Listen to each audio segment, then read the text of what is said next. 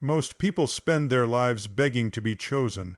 They chase validation as if it were oxygen, desperate for someone, anyone, to recognize their worth. Yet they fail to see it themselves. This is the quiet sickness of the modern soul, to feel invisible in a world that never stops looking, and still believe it's your fault for not shining brightly enough. But the truth is this: real value does not scream. It does not chase. It does not justify. It simply is. And the moment you recognize your intrinsic worth, not the price others assign to you, you begin to move differently. You are not a product on a shelf waiting for the highest bidder. You are not a discounted version of yourself just because someone failed to recognize your depth. The mistake is thinking your worth must be proven rather than realized. But the eyes that cannot recognize gold in its raw form do not deserve to witness its brilliance once refined. If you believe you are ordinary, you will allow yourself to be treated as replaceable. You will negotiate for scraps of attention. You will plead for space, and you will always come up short, not because you are lacking, but because you handed the world the measuring stick. If you want to be seen as a luxury, you must first stop offering yourself as a bargain. Stop lowering your standards for the sake of connection. Stop shrinking yourself so others can feel comfortable in your presence. There is no dignity in desperation, no respect in being available to anyone who asks. Luxury is not found in how many people desire you. It is found in how rare your energy is, how sacred your silence feels, how difficult it is to access your inner world without merit. I know this isn't easy. You were taught to please, to perform, to prove. You were told that if you gave more, loved more, tried harder, you would finally be enough. And yet the more you gave, the more they pulled away. Because deep down people do not cherish what comes too easily. They do not respect what has no boundaries. And so you became an option, not because you lacked beauty or intelligence, but because you forgot that your presence alone is the luxury. Luxury does not beg to be chosen. It is chosen only by those with the eyes to see it and the soul to recognize it. It does not audition. It does not persuade. It simply exists, and by existing in its full, unapologetic essence, it creates desire. So the question is not, what can I do to be picked? But rather, what must I remember to see myself as priceless? The answer is this: you must stop waiting for others to crown you when you were born already wearing your own. Everything you hide, water down, or edit to become more likable is the very thing that would set you apart if you embraced it fully. Your intensity, your silence, your mystery, your boundaries, your expectations, these are not flaws. They are the defining traits of someone who is no longer willing to be misunderstood in exchange for temporary affection. You must walk into every room knowing your value is not up for debate, not because you are arrogant, but because you are aware. And when you are aware, you stop entertaining anything that asks you to abandon yourself for it. You stop justifying your standards. You stop overextending in hopes that they will finally see you, because here's the truth: they already see you. Most people recognize your power. They just pretend not to, hoping you haven't realized it yet, hoping you'll keep discounting yourself for their convenience. But the moment you wake up to your worth, you become too expensive for their gain. And you must be at peace with that. You must be willing to be too much for those who want too little. You must accept being passed over by those who crave easy access, shallow connection, or something ordinary. You are not ordinary, and because of that, you are not for everyone. That is the point. That is the power. What is rare is not supposed to be widely accepted. It is meant to be understood only by those with the capacity to receive it. So if you want to be seen as a luxury, you must first stop being available to those who treat you as an afterthought. You must rise above the hunger to be chosen, and instead choose yourself so powerfully that your absence becomes a statement. Because when you truly understand your intrinsic value, you stop offering discounts. You stop making yourself accessible to indecision. You stop waiting to be seen. You become the vision. The moment you no longer need their approval is the moment they begin to notice your presence. That is the paradox no one tells you. When you are desperate for validation, they sense it.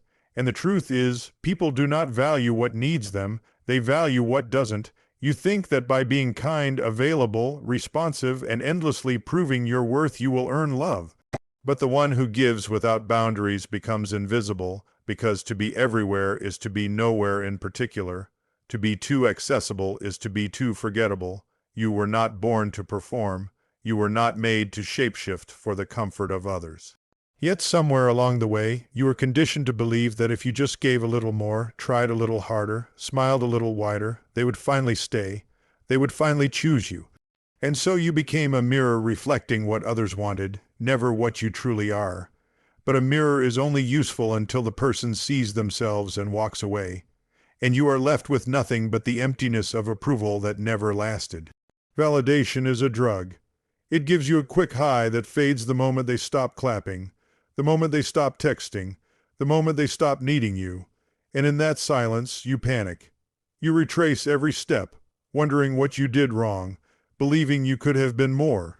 But the real betrayal was abandoning yourself just to feel accepted. The one who knows their worth does not wait to be validated. They validate themselves through their standards, their solitude, their refusal to compromise identity for temporary affection. The moment you make someone else responsible for your worth, you hand them the power to destroy you. If their approval lifts you, their rejection will break you. That is emotional slavery disguised as love. The reason most people remain as options is because they live for applause instead of alignment. They want to be chosen so badly they lose themselves in the process. But what is the value of being chosen if you had to disappear to be accepted? People are drawn to what is self-contained, to what does not flinch under silence, to what does not beg under pressure. There is a mystery to someone who validates themselves internally, someone who does not need your yes to feel whole, someone who can walk away even when they want to stay, someone who would rather lose a connection than lose themselves. That kind of energy is rare, and rarity, by its very nature, commands attention without asking for it. If you want to stop being an option, you must stop making your worth negotiable. Stop adjusting your truth to fit their comfort. The people who cannot accept your full expression are not meant to stand in your light. Let them go. You were never meant to be consumed by the masses.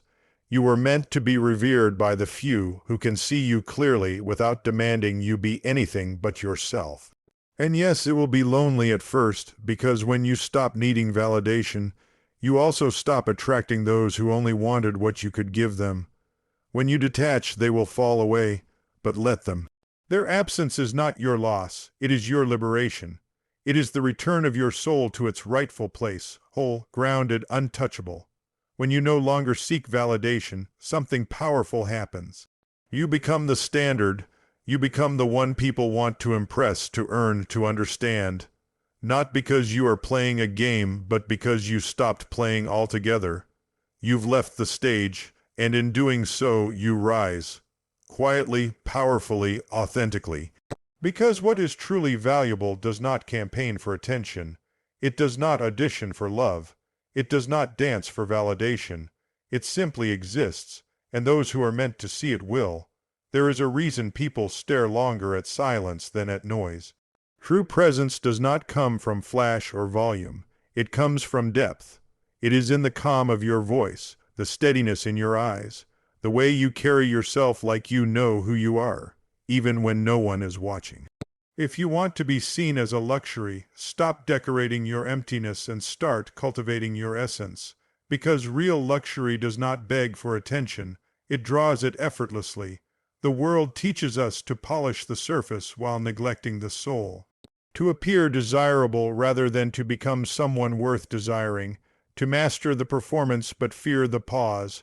But presence is not about appearance. It is about the energy that follows you into a room. And energy cannot be faked. You can wear elegance, but if you do not embody it, people will feel the gap. They always do. Your worth is not in how much attention you can gather, but in how little you need it. The world teaches you to chase aesthetics, to build the appearance of value. But no matter how much you decorate a hollow shell, it will always feel fragile. Depth requires no decoration. Depth is in your stillness, in your restraint, in your refusal to prove yourself.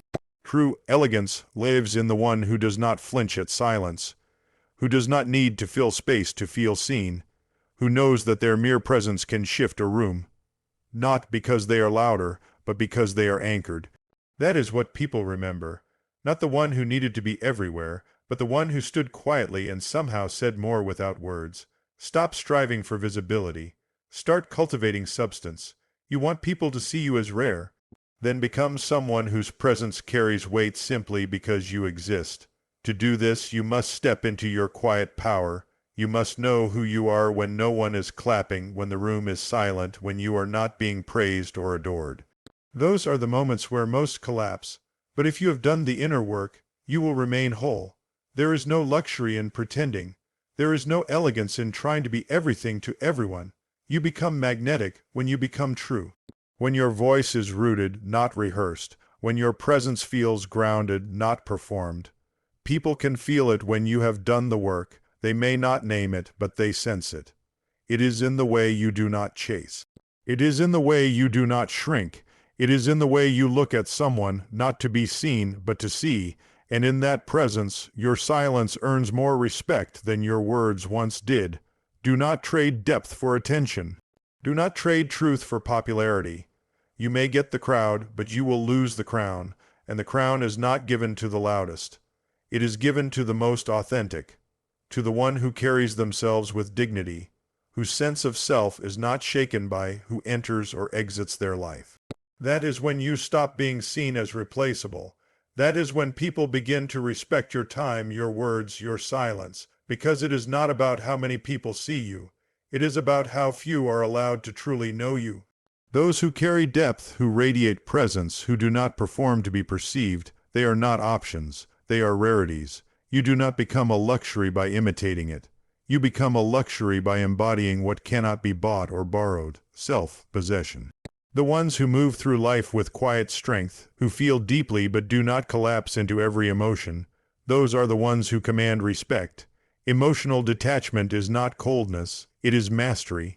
It is the ability to feel everything and still choose how you respond. Most people are enslaved by emotion. They love when they are loved. They vanish when they are hurt. They rage. They break.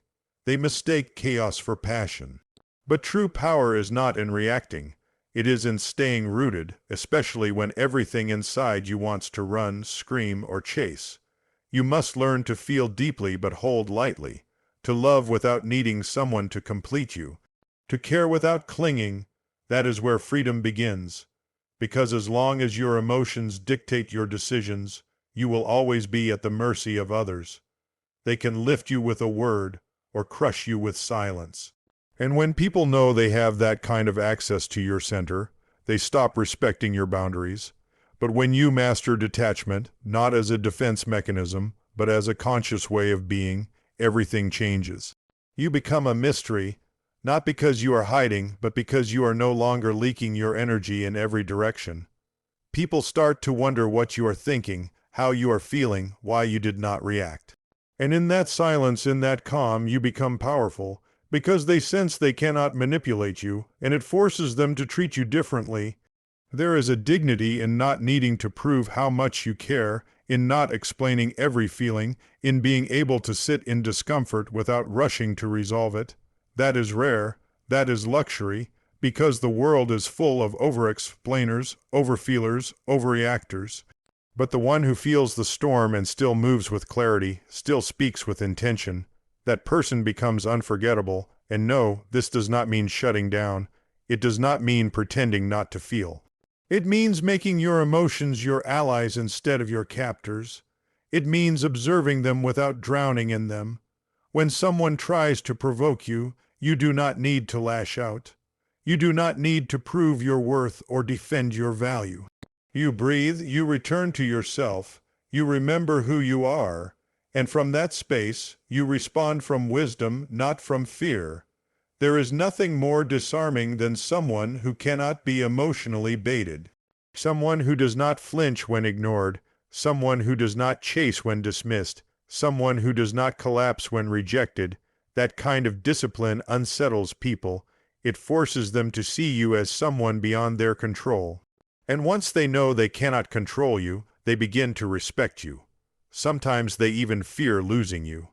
Those who hold themselves with that kind of presence do not need to yell to be heard. Their calm is louder than most shouting. Their silence speaks more than most explanations. Their absence, when given, is heavier than constant presence. That is the energy that makes people stop and look again. Not because you demanded it, but because they realize they have encountered someone rare, someone unshakable, someone who cannot be played like a game. This is what stops you from being seen as just another option. Options are chosen when convenient, but luxury is remembered even in its absence. And the truth is, emotional detachment is the foundation of that power. Not as a wall, but as a practice of self-respect. You care, but you do not cling. You feel, but you do not fold. You love, but you do not lose yourself. Yes, some will call you distant, hard to read, maybe even cold. Let them. Their confusion is not your burden. Their misinterpretation of your strength is not yours to correct. Because those who truly see you, those capable of standing in your stillness without needing to shake it, will never ask you to break your center just to make them feel secure. You do not need to explain your calm. You do not need to justify your peace, and you certainly do not need to weaken your discipline so others feel more in control. The one who can sit in silence, love without attachment, and walk away without anger, that is the one who becomes unforgettable. You cannot demand to be valued while continually choosing situations where you are treated as disposable. That contradiction is what keeps you trapped. People cry out for love and respect, yet keep saying yes to what wounds them. They remain in dynamics where they are tolerated, not treasured, and then they wonder why no one sees them as a priority. But here is the truth. No one will treat you as a luxury if you continue to treat yourself as an option. Every time you allow someone to return without accountability, every time you downplay your needs to keep peace, every time you explain your worth to someone determined not to see it, you reinforce the belief that you can be mishandled. People learn from patterns. If you accept crumbs, they will never offer you the meal, not because you don't deserve it, but because you showed them you would settle for less. This is the part no one likes to admit. We teach others how to treat us, not just with words, but with choices. It takes courage to walk away from what is familiar. It takes strength to uphold your standards when your heart wants to compromise just to feel close to someone. But each time you choose alignment over attachment, you reclaim yourself. You stop negotiating with your dignity. You stop abandoning yourself to avoid being abandoned. And slowly, you teach the world a new way to treat you. Not with force, not with performance, but by refusing to remain where you are not valued. Yes, it will feel uncomfortable. Saying no to what hurts you often means sitting in silence instead of chasing validation. It means unanswered texts, closed doors, conversations left unsaid, not out of bitterness, but clarity. Because your healing will always offend those who benefited from your lack of boundaries, let it. Their discomfort is not yours to fix. You do not owe them explanation. You owe yourself peace. People ask, how do I make them see me differently? But the better question is, how do I start treating myself differently? Because the shift does not begin with them. It begins with you.